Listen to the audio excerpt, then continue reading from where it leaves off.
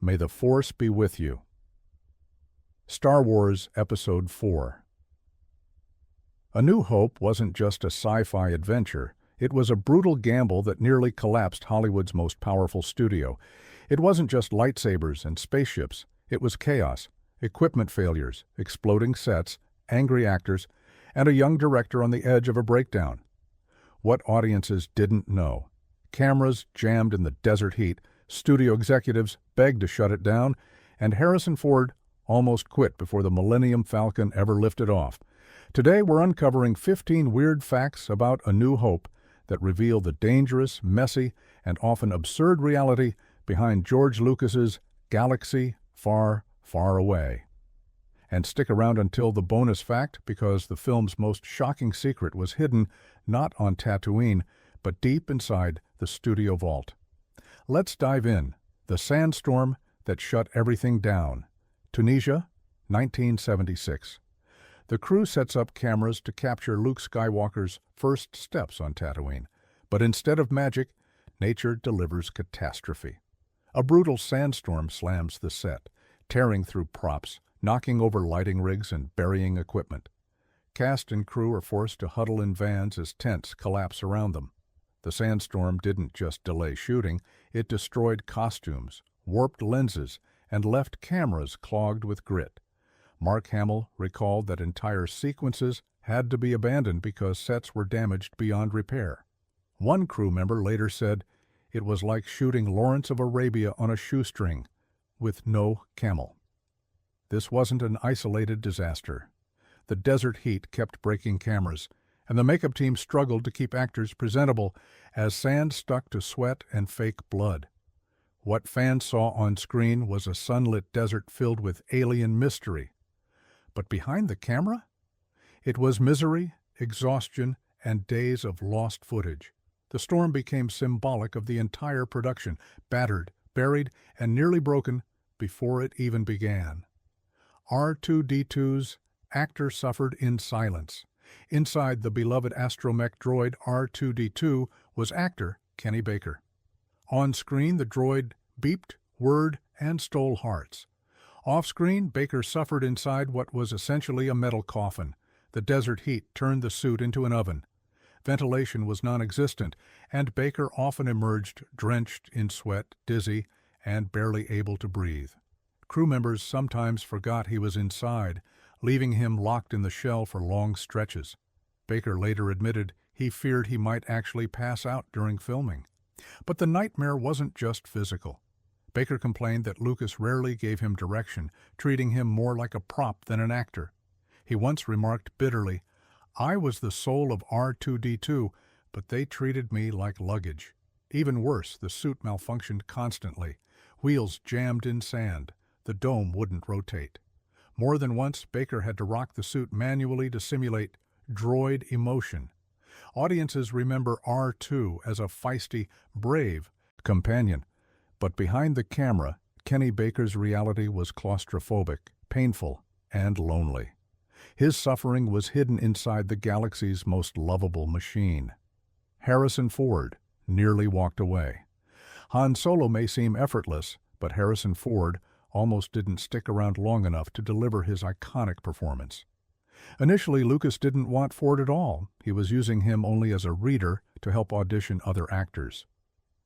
Studio execs pushed for bigger names like Burt Reynolds, James Caan, and even Al Pacino.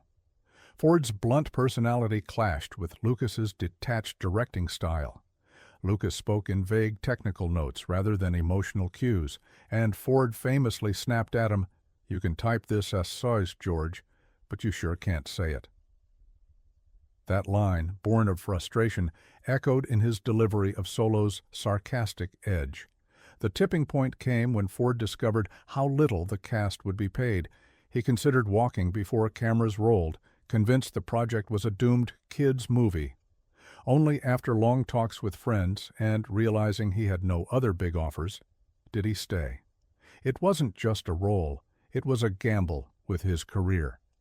Han Solo wasn't born from confidence, but from Ford's barely concealed contempt, his reluctance fueling the cynical smuggler that audiences came to adore. Chewbacca's costume was a health hazard. Peter Mayhew, towering at 7 feet 3 inches, brought Chewbacca to life. But his costume was no gift from Wookiee heaven. It was a nightmare of heat, stink, and suffocation. The suit was made from yak hair and mohair, woven into a thick body covering. In the Tunisian desert, it turned into a sweat trap, soaking through with no ventilation. Mayhew often fainted after long takes, collapsing as assistants rushed to strip the fur off him. Worse, the suit became a magnet for sand, grime, and even insects. Between takes, Mayhew had to endure assistants literally vacuuming him to keep the costume presentable. The stench of sweat and wet yak fur reportedly lingered for weeks. Safety was another problem. With limited visibility, Mayhew constantly stumbled on wires and props. He nearly tripped into open flames during one pyrotechnic setup. Lucas later admitted that shooting Chewbacca scenes was always risky because the actor was effectively blind. What audiences saw was loyalty and warmth. What Mayhew endured was suffocation, heat exhaustion, and physical danger, all while hidden inside a fur-covered death trap. Alec Guinness hated it all. Sir Alec Guinness, the legendary actor cast as Obi-Wan Kenobi, loathed Star Wars from the beginning. He thought the script was rubbish and admitted he barely understood the story. In letters to friends, he mocked the dialogue as childish nonsense. On set, Guinness treated the younger cast with polite distance, but made little effort to hide his disdain. He once confessed that he only took the role for the paycheck and a percentage of the profits. Ironically, that deal later made him wealthier than any other project in his career. Guinness's most shocking move came years later when a young fan asked for his autograph, claiming he had seen A New Hope over 100 times. Guinness signed, but told the boy to promise never to watch it again. He said, "I just couldn't go on signing my name for something I didn't believe in." Audiences saw wisdom, gravitas, and self-sacrifice. Behind the camera, Guinness saw only absurdity. He may have been the spiritual heart of the saga, but he wanted nothing more than to escape the galaxy he helped create. The lightsabers kept breaking. The galaxy's most iconic weapon wasn't forged in myth. It was cobbled together from camera parts. The original lightsaber hilts were built from vintage Graflex camera flash handles, wired with rods and reflective tape. They looked great, until the actors started using them.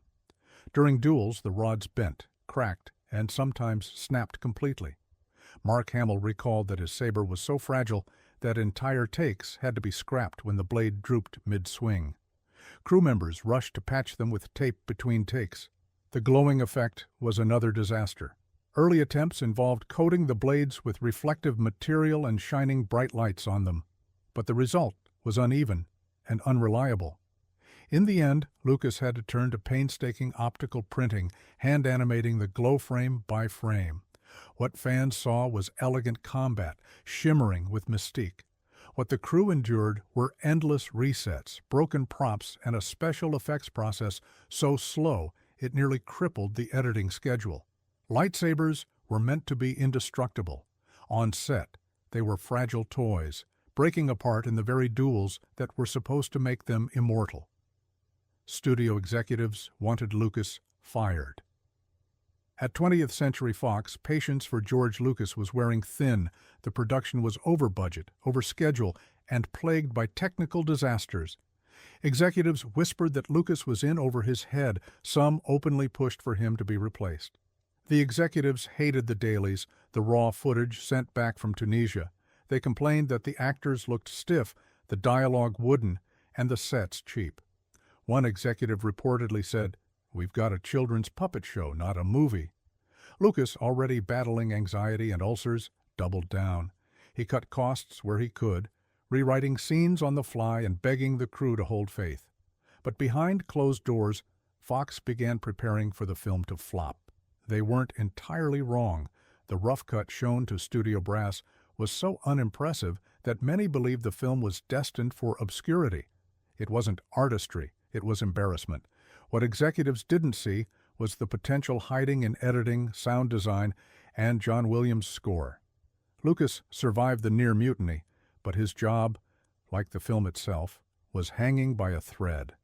The trash compactor nearly killed the cast. The famous trash compactor scene was pure terror on screen, but it was also terrifying for the actors filming it. The set was filled with water, food dye, and a mix of rubber and real trash. The stench was overwhelming, and the water grew rancid after days under hot studio lights. Mark Hamill admitted he held his breath for so long in takes that he burst a blood vessel in his face. If you look closely, you'll see the injury on screen. Carrie Fisher later complained that the water was so filthy it gave her rashes. Harrison Ford simply called it disgusting. The malfunctioning walls only added to the danger. Hydraulic systems jammed, stopping suddenly or lurching unpredictably. At one point, the set squeezed too tightly, and crew members had to scramble to shut it down before the actors were actually crushed. The scene was meant to be claustrophobic. It was, not through acting, but because the cast genuinely feared for their safety in what felt like a giant, reeking death trap. Stormtroopers kept passing out. The iconic Stormtrooper armor looked futuristic on film, but in reality, it was a nightmare to wear. The fiberglass suits were hot, rigid, and poorly ventilated. On set, extras fainted with alarming frequency, collapsing inside their plastic shells. In Tunisia's blistering heat, stormtroopers dropped like dominoes. Crew members had to drag them into shade, pull off helmets, and pour water over their heads.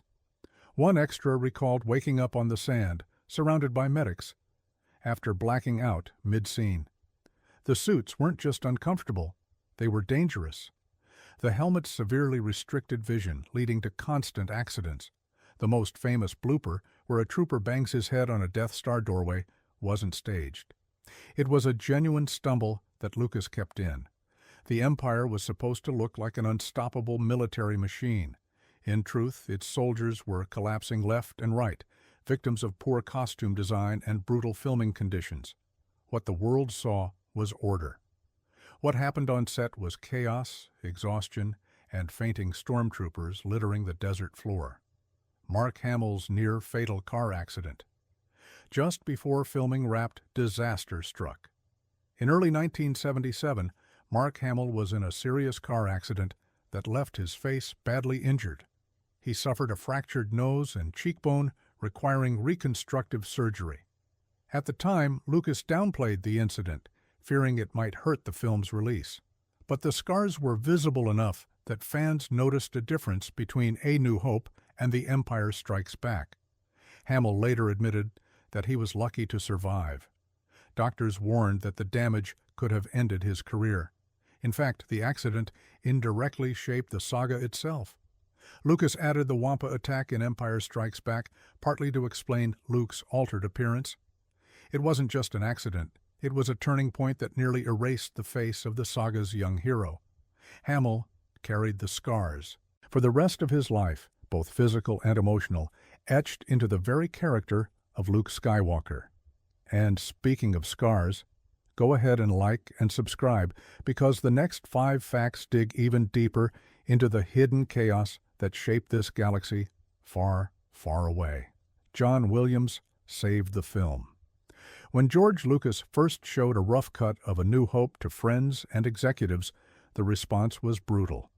The visuals looked cheap, the pacing clunky, and without finished effects, it resembled a children's serial. Many thought it was unsalvageable. Enter composer John Williams. His sweeping orchestral score transformed the movie. The opening crawl paired with that thunderous theme electrified audiences. Scenes that felt flat suddenly carried mythic weight. Lucas later admitted, "The music was the magic glue that held the film together." Williams didn't just write background music, he built operatic leitmotifs, Luke's hopeful theme, Vader's menacing march, Leia's tender melody, that elevated the story into modern mythology. Without Williams, Star Wars might have been forgotten as another failed sci-fi experiment. With him, it became timeless. The score didn't just support the film, it saved it, giving mythic life to a production that had been gasping for air. The cantina was pure chaos. The Mos Eisley Cantina promised a wretched hive of scum and villainy. The set delivered, just not intentionally. Costumes were rushed together from leftover props, rented monster masks, and last-minute creations. Many didn't fit properly. Extras stumbled around in ill-fitting rubber suits, nearly fainting under studio lights. Some couldn't see out of their masks, so they wandered aimlessly, bumping into tables. The bar itself was tiny, cramped, and unbearably hot. Smoke machines filled the room, making it suffocating. Crew members described the stench as a mix of latex, sweat, and alcohol. Lucas wanted exotic aliens, but with limited time, he relied on improvisation. The result was a bizarre mix of designs, some creepy, some comical. Many shots were later fixed with insert footage filmed months after principal photography. What fans saw was the birth of a legendary space tavern. What really happened was organized chaos, with extras sweltering in monster masks and collapsing between takes. The cantina wasn't just a set. It was a pressure cooker where desperation created one of cinema's most iconic scenes. Carrie Fisher was told to lose weight. Carrie Fisher was only 19 when cast as Princess Leia. But before filming began, Fox executives pressured her to lose weight. Fisher later revealed she was told to slim down to fit Hollywood's narrow standards, despite being already thin.